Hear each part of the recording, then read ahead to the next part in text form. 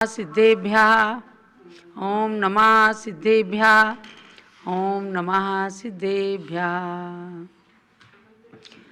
नमः श्रीवर्धमानाय निर्धूत कलिलात्मने सालोकानां त्रिलोकानां यद्विद्यादर्पणायते। रत्नकरण शावकाचार का स्वाध्याय प्रारंभ हो रहा है। इसको बंद कर। इस स्वाध्याय के माध्यम से आप सभी श्रावक श्राविकाएं सम्यक दर्शन की महिमा,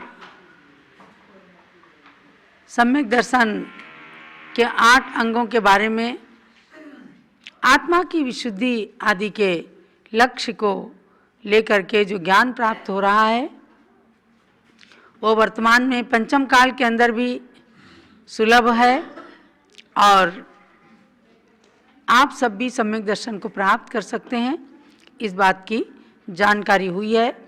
हमने 30 श्लोकों के माध्यम से आपको बताया कि 8 अंगों से सहित, 3 मूढ़ता से रहित और 8 प्रकार के मद यानी अहंकार से रहित होकर के आत्मा में जब स्वाभाविक विनय वृत्ति प्राप्त होती है तो सम्यक दर्शन में शुद्धता आ जाती है। अब 31वें श्लोक की ओर ले चलती हूँ आपको। दर्शनम ज्ञान चारित्रात् साधिमानमुपास्नुते दर्शनम कर्णधारम तन् मोक्ष मार्गे प्रचक्षते। दर्शन यही ज्ञान चरितपेक्षा साधित करना चाहिए सबको, केवटिया है भव सागर से यह मोक्ष मार्ग में जाने को। अतएव प्रयत्न सभी करके सम्यक दर्शन को प्राप्त करो। यदि भव समुद्र तीरना चाहो तो इसमें नहीं प्रमाद करो। आचार्य श्री समंतभद्र स्वामी सम्यक दर्शन की महिमा को बतलाते हुए कह रहे हैं कि दर्शनम, सम्यक दर्शन, चूंकि प्रकरण सम्यक दर्शन का ही है। दृश्य धातु देखने के अर्थ में है और आत्मदृष्टि जो सम्यक दृष्टि होती है वह सम्यक दर्शन कहलाता है। एक तो चक्षु से भी देखना है और एक 7 कर्म प्रकृतियों के उपशम से आत्मा के द्वारा जो तत्व और पदार्थों का जानना और देखना होता है वह सम्यक दर्शन कहलाता है। इसलिए कहा कि जिस कारण से, मतलब प्रश्न ये हुआ कि सम्यक दर्शन को इतना महान क्यों बताया गया, तो आचार्य देव कहते हैं कि जिस कारण सम्यक दर्शन चारित्रात्, ज्ञान चारित्रात् साधिमानम उपासनुते, जिस कारण सम्यक दर्शन ज्ञान और चारित्र की अपेक्षा भी श्रेष्ठता या उत्कृष्टता को प्राप्त होता है। तद्दर्शनम, उस कारण से वह सम्यक दर्शन मोक्ष मार्ग में, मोक्ष मार्गे कर्णधारम प्रचक्षते। बहुत ही महत्वपूर्ण बात है कि ज्ञान और चारित्र से भी ज़्यादा सम्यक दर्शन की प्रधानता क्यों है? क्योंकि मोक्ष मार्ग के विषय में सम्यक दर्शन को कर्णधार माना गया है, खेवटिया माना गया है। तो इस बात को जानना है कि जिस प्रकार से समुद्र के उस पार जाने के लिए मनुष्य को नाव की आवश्यकता होती है और नाव भी मल्लाह के, खेवटिया के अधीन होती है। वो चाहे डुबा दे चाहे पार लगा दे। तो खेवटिया के अधीन नाव होती है जो कि नदी या समुद्र से उस पार ले जाती है। उसी प्रकार से संसार एक बहुत बड़ा समुद्र है, उसको पार करने के लिए सम्यक दर्शन रूपी खेवटिया, कर्णधार या नाविक मोक्ष मार्ग के नाव के खेवटिया बन करके और कर्णधार बन करके ज्ञान और चारित्र की महिमा को भी द्विगुणित कर देता है। ज्ञान और चारित्र सबके पास हैं, दर्शन ज्ञान चारित्र सबके पास हैं। इन्हें देखना, जानना, आचरण करना, ये सुबह से शाम तक हर व्यक्ति करता है, पशु भी करता है।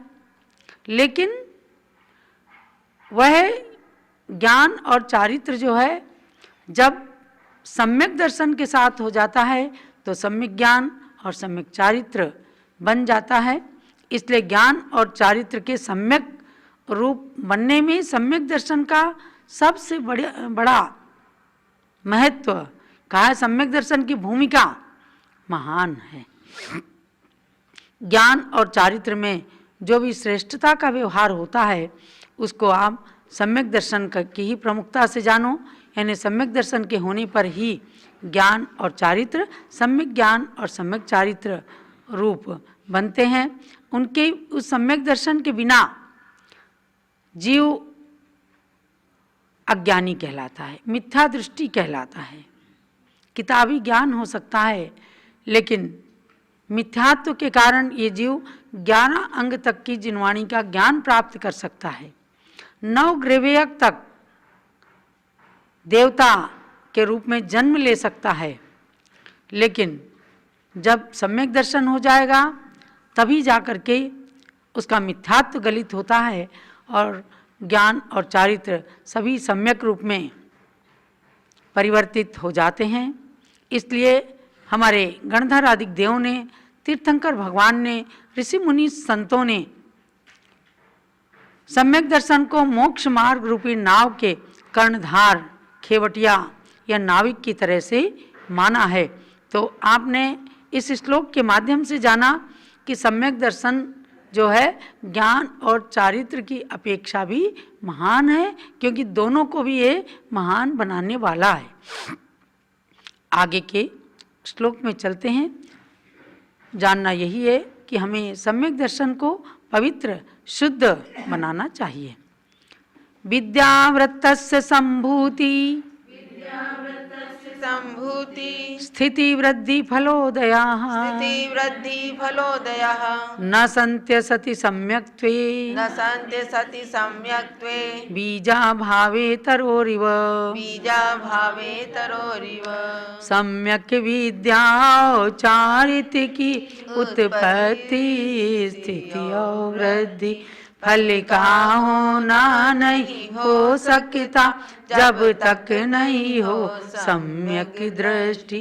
जिस तरह बीज नहीं होवे तो तरु की उत्पत्ति स्थिति वृद्धि फल लगना कैसे हो सकते वैसे ही समकित बिन सिद्धि। तो सम्यक ज्ञान और सम्यक चारित्र की उत्पत्ति, वृद्धि, स्थिति और फल तभी हो सकता है जब सम्यक दर्शन है। जैसे बीज के बिना वृक्ष की उत्पत्ति हो ही नहीं सकती, और जब उत्पत्ति नहीं होगी तो उसकी स्थिति क्या रहेगी, वो बढ़ेगा कैसे और उसमें फल कैसे आएंगे, अर्थात कुछ भी नहीं हो सकता। तो बीज के अभाव में जैसे वृक्ष की उत्पत्ति, स्थिति, वृद्धि और फल देना आदि सब कुछ असंभव है, ऐसे ही सम्यक दर्शन के बिना सम्यक ज्ञान और सम्यक चारित्र की उत्पत्ति, स्थिति, वृद्धि या फल देना आदि कुछ भी नहीं हो सकता। इसलिए उदाहरण दे दिया कि बीजा भावे तरोरिव, बीज के अभाव में वृक्ष की तरह से, यानी बीज के अभाव में वृक्ष नहीं हो सकता, ऐसे सम्यक दर्शन बीज है। समझे ना? सम्यक दर्शन क्या है?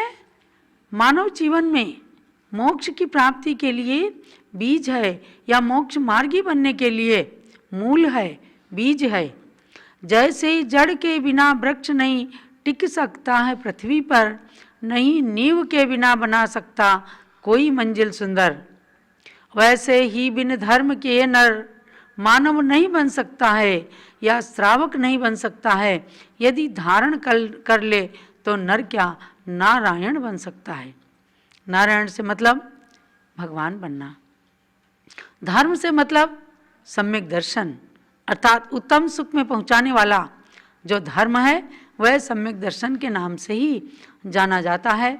तो जैसे जड़ के बिना वृक्ष नहीं टिक सकता, नींव के बिना मकान नहीं टिक सकता, उसी प्रकार से सम्यक दर्शन के बिना ज्ञान और चारित्र टिक नहीं सकते। और जब ज्ञान चारित्र नहीं होंगे, सम्यक ज्ञान सम्यक चारित्र नहीं होगा, तो तीनों की एकता नहीं हो सकती, और तीनों की एकता के बिना मोक्ष मार्ग प्रवृत्त नहीं हो सकता। इसलिए एक किंवदंती कहानी सुनी जाती है कि एक श्रावक ने अपने घर के सामने दर्शन ज्ञान चारित्राणि मोक्ष मार्गा लिखा, और उधर से एक दिगंबर जैन संत आ रहे थे। उन्होंने ध्यान से उस सूत्र को पढ़ा, दर्शन ज्ञान चारित्राणि मोक्ष मार्गा। अब उन्होंने अपने विवेक से उसके आगे लगा दिया सम्यक शब्द, यानी सम्यक दर्शन ज्ञान चारित्राणि मोक्ष मार्गा। अर्थात उन्होंने सोचा कि दर्शन ज्ञान चारित्र तो सबके पास है, लेकिन मोक्ष मार्ग सबके अंदर नहीं होता। इसलिए सम्यक शब्द जब लगाया, उस घर के मुखिया ने जब देखा कि किसी महापुरुष ने ही बढ़ाया होगा सम्यक शब्द, उनकी खोज करता हुआ वह जंगल के अंदर जाता है, और वो देखता है कि एक कोई महामुनिराज जिनकी आभा, जिनके तेज, जिनकी आत्मा के तेज का प्रकाश सब जगह फैला हुआ है, उनके निकट बड़ी विनय से बैठ करके वह पूछता है, हे स्वामिन किम नु आत्मना हितम, हे स्वामिन आत्मा का हित क्या है। उसे खोज करना था कि किसने इसमें सम्यक दर्शन बढ़ाया। संयोग से वही मुनिराज निकल गए। उन्होंने कहा कि भव्यात्मन सम्यक दर्शन ज्ञान चारित्राणि मोक्ष मार्गा। तो महाराज आपने ही मेरे घर के आगे लिखे हुए उस सूत्र में सम्यक शब्द बढ़ाया। हाँ, उत्तर मिलता है कि हाँ, दर्शन ज्ञान चारित्र जब तक सम्यक रूप से नहीं होंगे तब तक मोक्ष के मार्ग नहीं हो सकते हैं।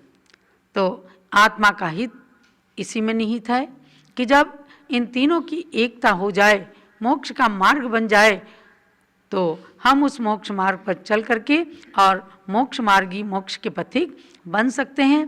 इसलिए अपने को जानना है कि वृक्ष की उत्पत्ति, स्थिति, वृद्धि और फल आने के समान हमें सम्यक दर्शन को धारण करना पड़ेगा, क्योंकि वो बीज है और बीज के बिना वृक्ष नहीं बन सकता। इसलिए बीज को प्राप्त करके अपने ज्ञान और चारित्र को महान बनाना है, सम्यक बनाना है। आगे चलते हैं। गृहस्थो मोक्ष मार्गस्थो, गृहस्थो मोक्ष मार्गस्थो, निर्मोहो नैव मोहवान, निर्मोहो नैव मोहवान, अनगारो ग्रही श्रेयान, अनगारो ग्रही श्रेयान, निर्मोहो मोहिनो मुनेः, निर्मोहो मोहिनो मुनेः। यदि मोह रहित है सदगृहस्थ वह मोक्ष मार्ग में सुस्थित है। यदि मुनि होकर भी मोह सहित नहीं शिव पथ में वह स्थित है।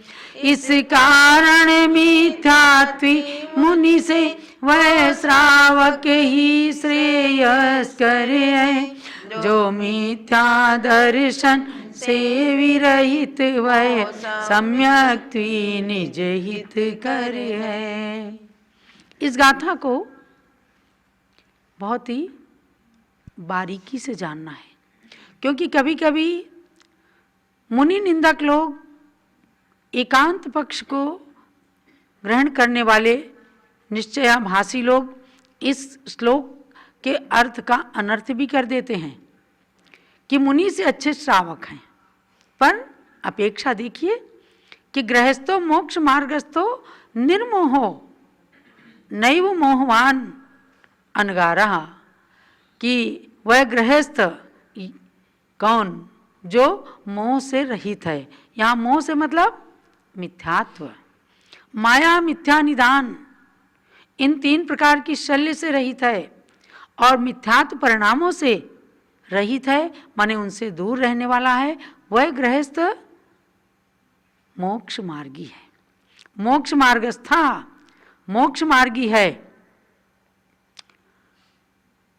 नैव मोहवान अनगारः, मोह से सहित जो मिथ्यात्वी हैं, अर्थात गृहस्थ जो मिथ्यात्व को छोड़ चुका है, सम्यक दृष्टि है, तो वो अच्छा है क्योंकि वो मोक्ष मार्ग में स्थित है। और जो मुनि हैं लेकिन मोही हैं, मिथ्यात्वी हैं, उन्हें आत्मा और शरीर की भिन्नता नहीं ज्ञात है, अंतरात्मा भी वे नहीं बन पाए हैं, बहिरात्मा ही हैं, ऐसे मुनियों की अपेक्षा लेकर के निर्मोही यानी सम्यक दृष्टि श्रावक को अच्छा बताया। कहा कि निर्मोहो ग्रही श्रेयान। निर्मोह से मतलब मैंने बता दिया आपको कि जैसे कहा मोह महामद पियो अनादि, मोह रूपी मदिरा को इस जीव ने अनादि काल से पी हुई है, यानी मिथ्यात्व के अंदर डूबा हुआ है। तो ऐसे मुनि की अपेक्षा ले मोहिनो मुने निर्मोह ग्रही श्रेयान, अर्थात मोही मुनि से मिथ्यात्वी मुनि की अपेक्षा निर्मोही यानी सम्यक दृष्टि श्रावक श्रेयान माने श्रेष्ठ है। अब इसको क्या है, गुणस्थान की अपेक्षा से लगाना है। मुनियों का गुणस्थान होता है 6ठा और 7वां, प्रमत्त विरत और अप्रमत्त विरत।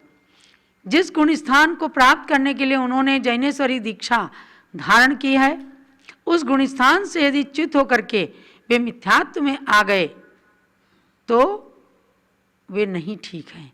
और जो श्रावक अनंतानुबंधी क्रोध मान माया लोभ मिथ्यात्व और सम्यक प्रकृति, इन दर्शन मोहनी की 7 प्रकृतियों का उपशम क्षय या क्षयोपशम करके सम्यक दृष्टि बन गया, वह चतुर्थ गुण स्थानवर्ती है।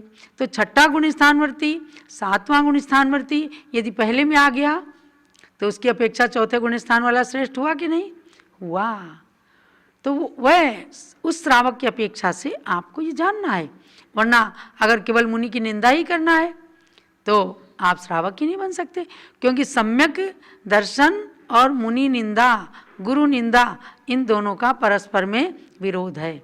यदि सम्यक दृष्टि है तो कभी गुरुओं की निंदा नहीं करेगा, उनके गुणों में अनुराग करेगा, और यदि गुरु की निंदा करता है तो समझो वो सम्यक दृष्टि नहीं है। तो यहाँ गुणस्थानों की अपेक्षा, क्योंकि आचार्य ने उस मुनि को भी संबोधित किया कि जब आपने जैनेश्वरी दीक्षा ली है, 6ठे 7वें गुणस्थान के योग्य अपने भावों को रखो। यदि आप अपने भावों से, अपने गुणस्थान से च्युत हो गए तो आप सम्यक दृष्टि श्रावक से नीचे हो गए, आप मिथ्यात्वी बन गए। उस अपेक्षा से जानना, और यही बात रहती है कि उन गृहस्थों को, मुनियों को भी संबोधन देने का अधिकार होता है। जो मुनि अपने पथ से च्युत हो रहे हैं और श्रावक सम्यक दृष्टि बन करके उस मुनि की स्थिति को जानता है, तो बाहर में उपगुहन करते हुए उसका स्थितिकरण भी करने का वह श्रावक अधिकारी होता है। देखो, ऐसे श्रावक के लिए ही इसी अयोध्या नगरी के अंदर द्वितीय नाम के एक आचार्य जिन मंदिर में रहा करते थे।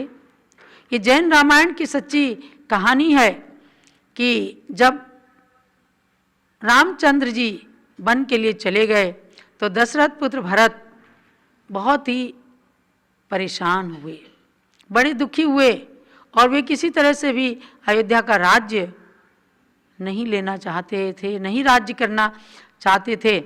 तब जब राम जी चले गए बहुत को संबोधित करके, तो भरत एकदम पहले मंदिर में पहुंचते हैं और महाराज के सामने अपने दुख को प्रकट करते हैं कि महाराज जी, मुझे नियम दे दीजिए कि जिस दिन मेरे भाई राम अयोध्या के अंदर प्रवेश कर जाएंगे, मैं राज्य को छोड़ करके और संत बन जाऊंगा।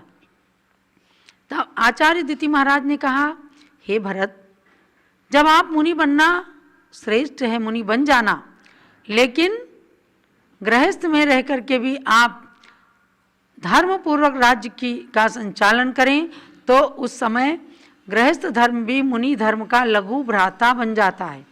ये नोट करके रखना, जैन रामायण की पंक्ति हैं कि सद्गृहस्थ अपने सट कर्तव्यों का पालन करता हुआ जब संसार में रहता है तो मुनि धर्म का के छोटे भाई के रूप में अपने कर्तव्य का पालन करता है। इसीलिए गृहस्थ धर्म और मुनि धर्म दोनों को मोक्ष मार्गी कहा है। गृहस्थ और साधु दोनों मोक्ष मार्गी हैं। जैसे एक गाड़ी के दो पहिए होते हैं, गाड़ी चलने के लिए पटरी दो होती हैं, एक पटरी का बैलेंस बिगड़ जाए तो गाड़ी का एक्सीडेंट हो जाता है। एक नदी के दो तट हैं, ऐसे गृहस्थ और मुनि दोनों मोक्ष मार्ग रूपी नदी के तट हैं। एक डोरी के दो सिरे हैं, एक के बिना दूसरा पंगु है। तो अनादिकाल से गृहस्थ और मुनि दोनों इस पृथ्वी पर इस सृष्टि का संचालन कर रहे हैं। संसार और मोक्ष की व्यवस्थाएं इन दोनों पर आधारित हैं।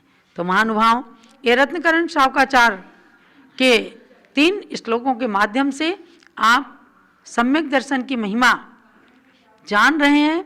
सम्यक दर्शन का मतलब ही है कि मिथ्यात्व से रहित अवस्था, और मिथ्यात्व से रहित अवस्था को आपने आज भी पा लिया। आपको कोई कुरीति का पालन नहीं करना है।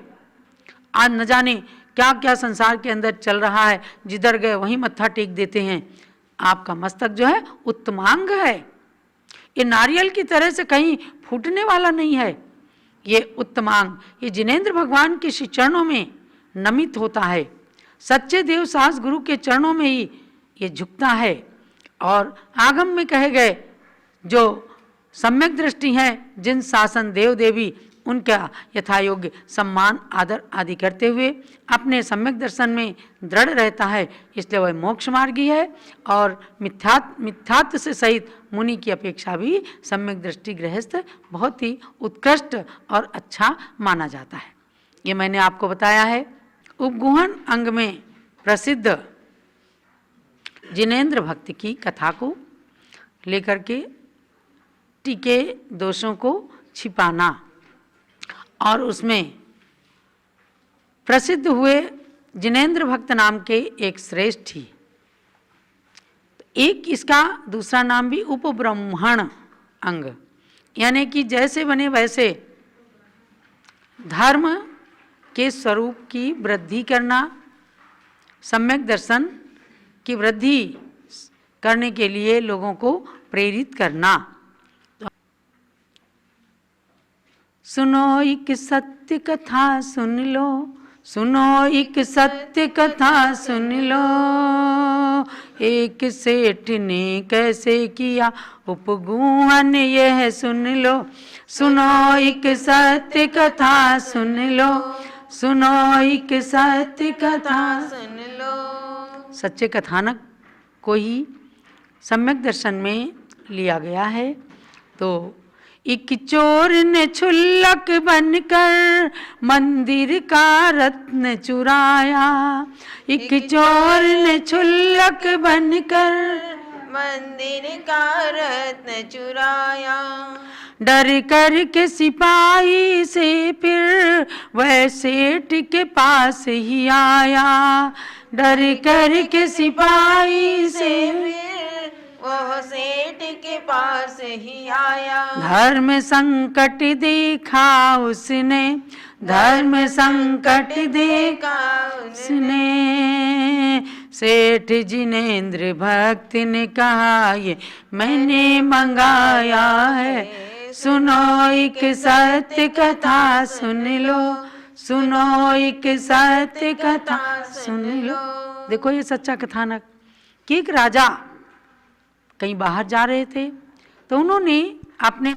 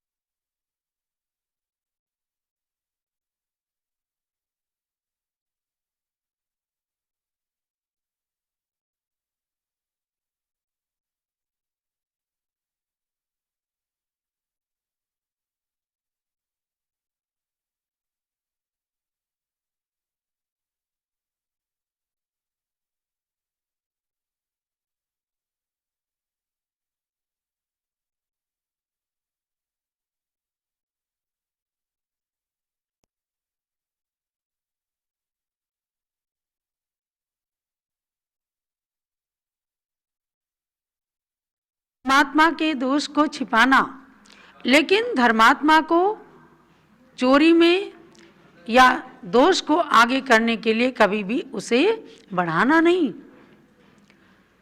अंदर में उसको समझा बुझा करके, उसको फटकार करके जिन धर्म में ही स्थिर करना।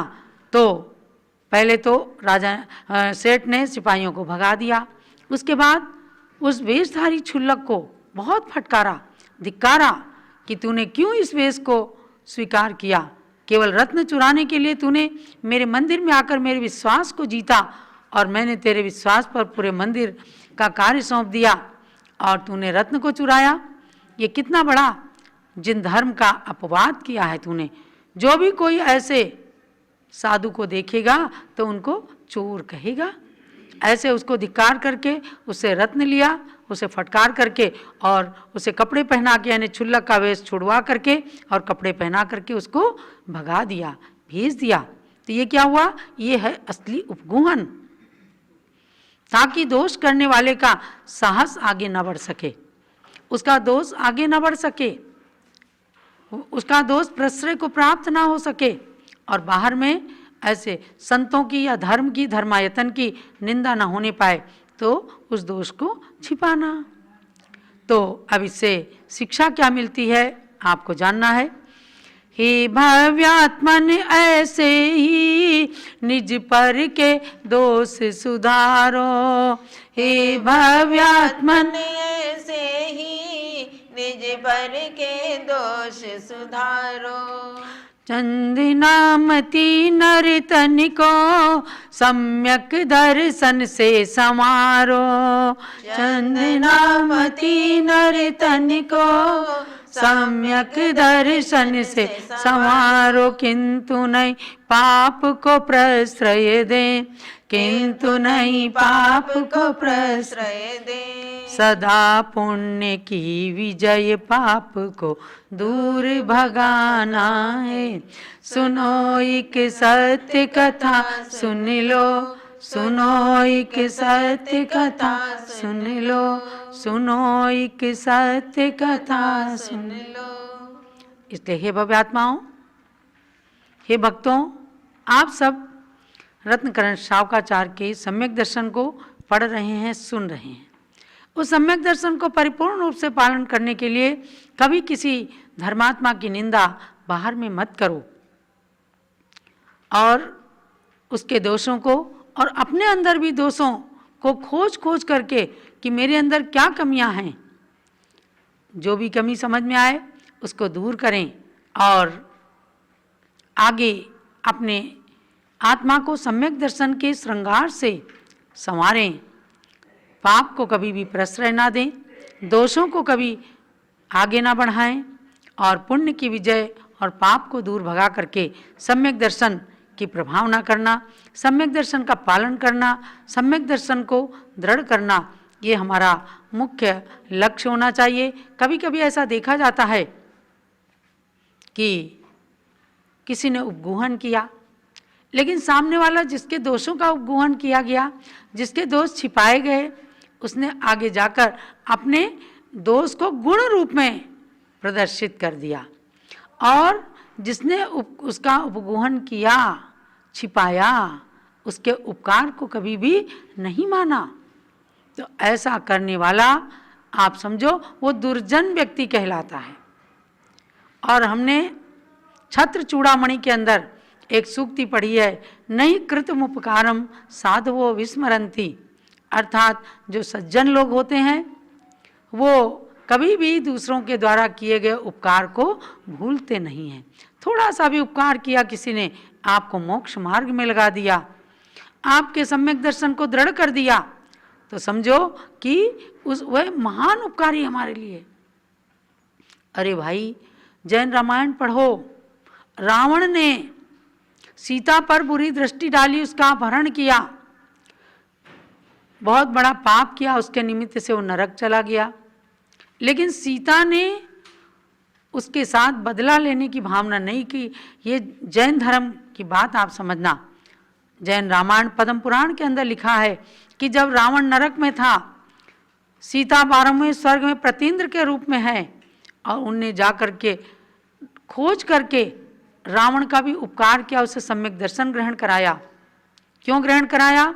सीता ने कहा कि देखो उसने मेरा हरण किया था, लेकिन जबरदस्ती मेरे शील का हरण नहीं कर पाया था वो, क्योंकि उसने एक मुनिराज से नियम लिया था कि जो स्त्री मुझे नहीं चाहेगी मैं उसका बलात्कार कभी नहीं करूँगा।